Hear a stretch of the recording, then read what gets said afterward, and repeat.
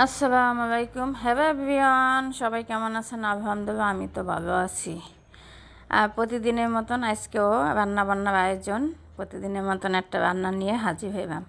আর আজকে রাত্রে কী রান্না করব সেটি আপনাদের সাথে শেয়ার করব। আজকে রুই মাছ দিয়ে ডাঁটা দিয়ে রান্না করি কীভাবে এটা দেখাবো। আর শাক ভাজি করব। প্রথমেই আমি ডাঁটা শাক সিদ্ধ করে নিচ্ছি, তাই এখন ভাজি করতেছি। আমি রসুন দিব না, আমি কিছু কিছু শাকে রসুন দিই না, খালি পেঁয়াজ দিয়ে আর কাঁচামরিচ দিয়ে বাগার দেবো। অনেক সময় শুকনো মরিচ দিয়ে আমি বেশিরভাগ ভাজি করি, শাক আমার কাছে খুবই ভালো লাগে। আর আজকে কাঁচামরিচটা দিয়েই ভাজি করব। আর খাইতে খুবই মজা লাগে, একদম সিম্পলভাবে। আর শাক ভাজি তো বুঝে নিয়ে যাওয়া শাক পাগল, তাদের সিদ্ধ হয়ে যাওয়া মজা। আর শাকটা আমি পেঁয়াজ কাঁচামরিচ দিয়ে শুধু ভাজতে আছি। শাকটা ভাজা হয়ে গেল, এখন আমি মাছ ভাজতে আছি। আর মাছটা আমি ভালো মতন আজকে ভাইজে নেব। আর সবসময় আমি লেবু দিয়ে মাছ ধুইয়া হলুদ মরিচ দিয়ে লবণ দিয়ে মাখাই নিই। আর প্রতিদিন এইভাবেই রান্না করি, কীরকম করেন জানি না, আমাদের ভবিষ্যতের স্টেপেই আমি রান্না করি। আর এখানে পেঁয়াজ দিতে আসি, আদা রসুন, আদা তো দেবো না, রসুন দিতে আসি, জিরা বাটা দিতে আসি, আর একটু মরিচের গুঁড়া হলুদের গুঁড়া হালকা। যেহেতু ডাঁটা, তাতে বেশি মশলা দেওয়া যায় না, ডাঁটা এসে একদম হালকা মশলার উপরে রান্না করতে হয়।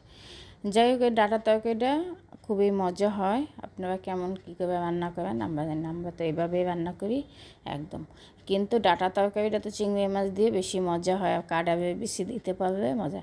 যেহেতু আমরা কাঁঠাবে ওঠে নাই, আর কাঁটাবে বেশি আমাদের নাইও, এই জন্য।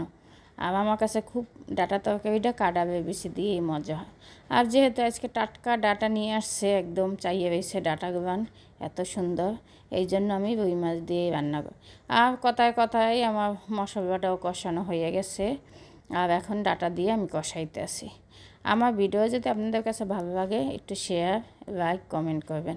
কেউ দয়া করে স্টিকার দিবেন না, আমাকে প্লিজ কেউ স্টিকার দিয়েন না, একটু কমেন্টে জানাইয়েন কেমন হয়। মানুষ অনেক খারাপ কমেন্ট করে, এই জন্য সবাইকে বলুন, যে খারাপ কমেন্ট করে তারাও আমি ধন্যবাদ দিই।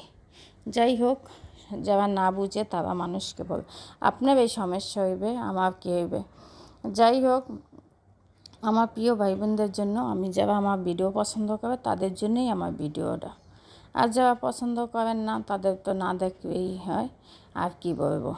আর আমার রান্নাবান্না আপনাদের কাছে যদি ভালো লাগে, তাই একটু কমেন্ট করেন, কেমন লাগে কমেন্টে জানাবেন।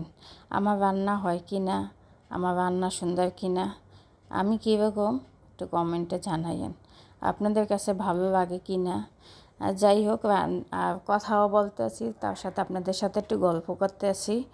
আর এর মধ্যে তরকারিটা হইয়াও যাবে। তরকারিটা হয়ে গেলেই আমরা ভাত খাইতে বসবো।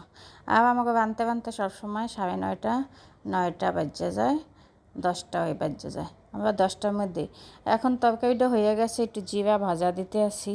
আর ডাঁটা তরকারিতে জিরা ভাজা দিলে খুবই স্বাদ লাগে, খুবই মজা লাগে। আপনারাও লাস্টে নামানোর আগে একটু জিরা ভাজা দিবেন। এই যে আমার ডাঁটা তরকারিটা হয়ে গেল, দেখেন কত সুন্দর দেখতে, খাইতে তো আরও মজা।